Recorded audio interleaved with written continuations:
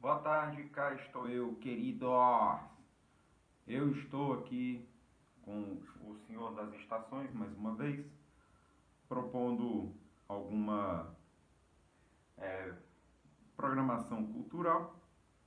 É um canal que tem a intenção de transmitir alguma coisa de legal que eu veja por aí e dar uma pincelada sobre essas coisas.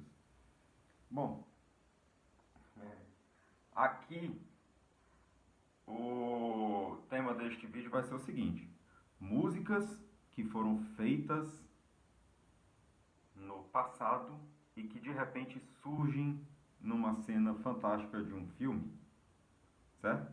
Não é uma música, não inclui aqui trilha sonora de filme, é música feita para o filme, mas música que foi pensada antes, ok? Música que foi feita antes, já tinha uma característica, de repente ela casa perfeitamente com alguma cena de um filme razoável ou bom e acaba sendo marcante. Então aqui eu separei 7 músicas que aparecem em 7 filmes. A primeira que eu quero sugerir aqui, na verdade eu estou sugerindo as músicas, não necessariamente os filmes, certo? Então, The End, que aparece no filme Apocalipse Now. Apocalipse Now é um filme da década de 70 que foi extremamente trabalhoso de gravar. É um filme que é baseado na obra do Joseph Conrad, No Coração das Trevas, e tem em comum aquela imersão num ambiente é, sem, num ambiente com comunidades primitivas, isolamento civilizacional. Ô meu gatinho, você tá me ajudando, viu? Parabéns. É o Schopenhauer.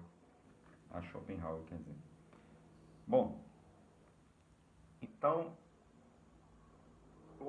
a música The End, ela vai combinar com a atmosfera caótica dessas obras. O Apocalipse Now vai trazer, né, a trilha sonora, a música The End para as cenas mais importantes. Assim, o Apocalipse Now, ele não é uma, uma obra muito apegada à criação do Joseph Conrad. Na verdade, Coppola ele acabou introduzindo o cenário da Guerra do Vietnã. Então, ao horror já descrito pelo Joseph Conrad na exploração de Marfim lá no Congo, e essa imersão no ambiente de floresta tropical e a exploração, né, daquele ambiente, tem o horror da Guerra do Vietnã e uma forma de pensar completamente distorcida. Tanto o conteúdo do que é passado quanto as cenas, elas acabam remetendo ao grotesco. E isso daí, The End vem de maneira complementar, casou, combinou bonitinho. The End, ela não é só horrorosa, no bom sentido, de trazer o horror, do ponto de vista da letra, da criação em si, mas da maneira como ela é executada. Parece que é uma música que, se tentasse executar da segunda vez, não ia sair milimetricamente da mesma forma, certo? Então ela é obra do caos e da desorganização, de um certo improviso, provavelmente. E assim ela soa, e aí ela combina perfeitamente com a proposta do filme. O filme também é pelo menos nesse caso aqui, é uma recomendação também. Tem a versão do diretor, que aí ela é bastante comprida, parece que tem mais de 3 horas aquele negócio. Eu assisti quando era muito novo, mas eu não. E eu lembro que eu achei que algumas partes não me prenderam tanto, não me mantiveram atento ao filme. Já a versão original de cinema dos anos 70, ela é imperdível. Você não vai ter um minuto de tédio assistindo aquele negócio. E é um filme cuja apesar de ter sido feito nos anos 70, ele impressiona bastante, tá? Até para quem está acostumado com os padrões de cinema de hoje, é um filme que tem que ter, tem que ter estômago para assistir. A segunda sugestão, Rolling Stones brilhando no cinema com um filme de uma temática dos anos 70, que era a introdução de drogas. É um filme que eu assisti há bastante tempo. O nome dele em inglês é Blow e é estrelado pelo Johnny Depp. E em português ele recebeu o título infeliz de Profissão de Risco. Parece coisa de cafetão, prostituição, alguma coisa, mas não, é traficante o cara. A profissão de risco. E no final ele, obviamente, quebra a cara, mas o interessante é no começo, assim que surge a palavra blow na tela, com uma ilustração da bandeira dos Estados Unidos, junto com as letras, surge o riff inicial de Can't Hear Me Knocking, que é do álbum Stick Fingers dos Rolling Stones, do início dos anos 70. Então, assim, a época da história do filme combina com a época que a música foi feita, o estilo da música, e é uma música que tem uma ambientação que lembra um pouquinho coisa caribenha, assim, mais pra frente dela. Então tem a ver com a rota da cocaína. Então é a rota do tráfico.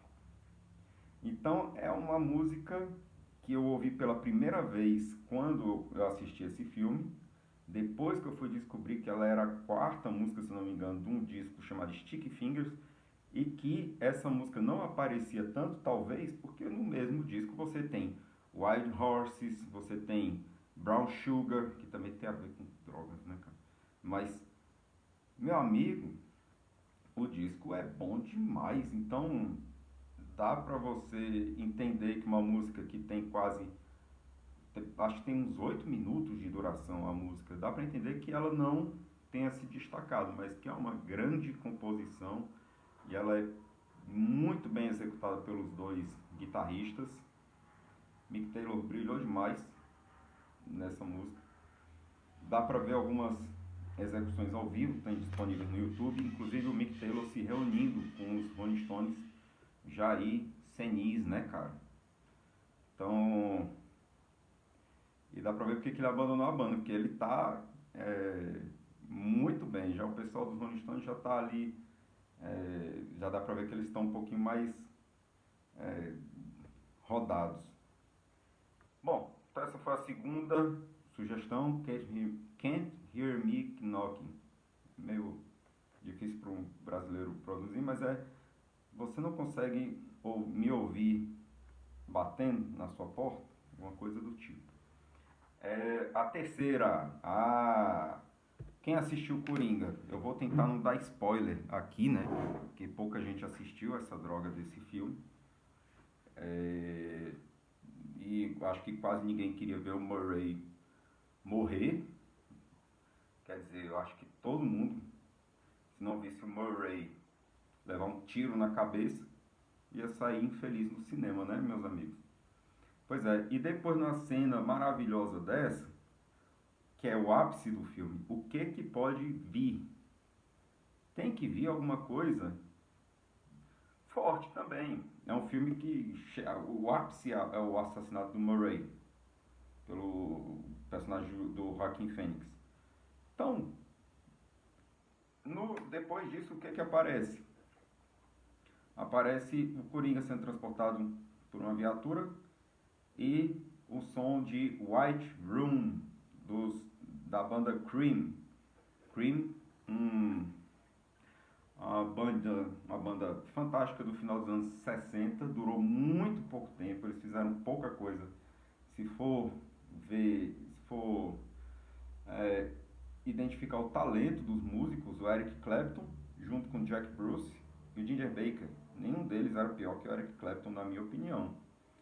E eles renovaram o estilo de se apresentar, né? Eles improvisavam os três ao mesmo tempo, se entendiam lá no palco, né? Musicalmente eles se entendiam muito bem. Então, White Room, cantada pelo Jack Bruce, entra aí numa cena que o filme poderia cair, a pessoa poderia ficar desmotivada para continuar acompanhando e de repente você vê que o nível do filme não cai, e isso eu acredito que é associado à bela introdução da música no filme, já nos seus finalmente. A quarta sugestão. Ah, eu vou sugerir a música, eu não estou sugerindo essa droga desse filme não, que é Iron Man. Iron Man é o ápice da produção da Marvel. É o primeiro filme do Iron Man, estrelado aí pelo Robert Downey Jr. Só que aí vocês vão me perdoar, né? Tem gente que gosta, mas pra mim foi o melhor momento do filme quando ele acabou. E aí veio a música, entrou o riff de Iron Man. É... Não tem quem não goste dessa música, cara. Mesmo quem não gosta de heavy metal, ouve essa música e acha fantástica. Só que a letra não tem nada a ver com o filme, viu? A letra é sobre um cara estranho, que ele é literalmente um homem de ferro. Ele não veste armadura. Ele é um homem de ferro e ele é isolado da sociedade e ele resolve se vingar. Então, não tem nada a ver com o Iron Man bonzinho que a gente aprendeu a amar no cinema. Bom,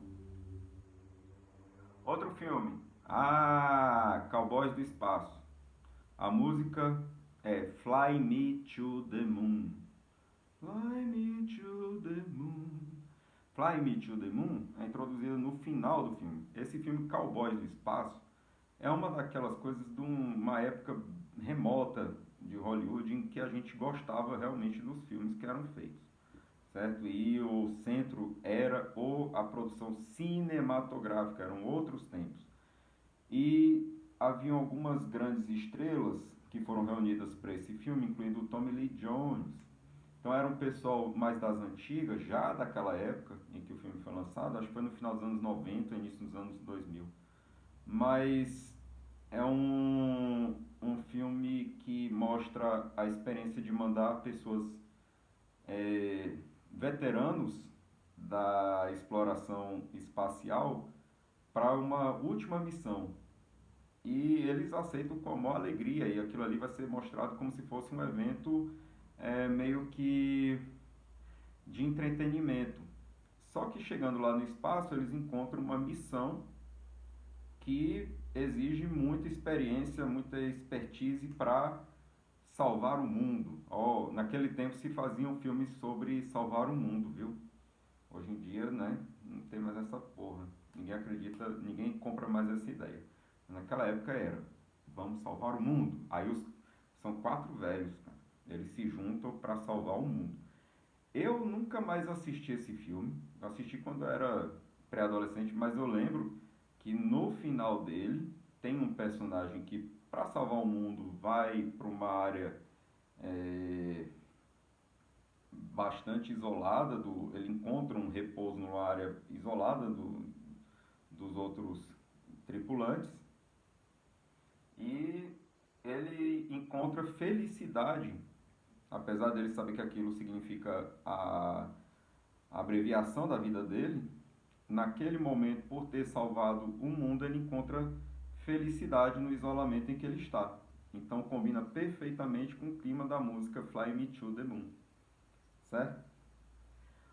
Outro, aí, eu acho que eu já citei o quê? 2, 3, 4, 5, vamos pro 6, depois vamos pro 7. Música 6, Jimi Hendrix. Aqui ó, Brasil brilhando, cara. Brasil é o senhor Tom Zé. Ele fez um riff muito bom para essa música, Jimi Hendrix. E a letra, não sei do que se trata. Para mim, se fosse inglês, eu ia entender do mesmo jeito. Minto, se fosse inglês, talvez eu entendesse melhor. É uma combinação, para você ouvir, é muito gostoso, assim, a mistura das das palavras que o Tom Zé faz, mas eu não entendi do que se trata aquela música não. Se alguém souber aí, pode colocar nos comentários. Agora, essa música aparece num filme internacional, Uncle, é uma sigla UNCLE. Essa sigla, ela tem, ela significa uma agência secreta aí, então é um filme sobre detetives, é bastante estiloso, ele não pesa muito a mão na violência, é mais a questão do estilo dos caras cumprirem as missões deles, né?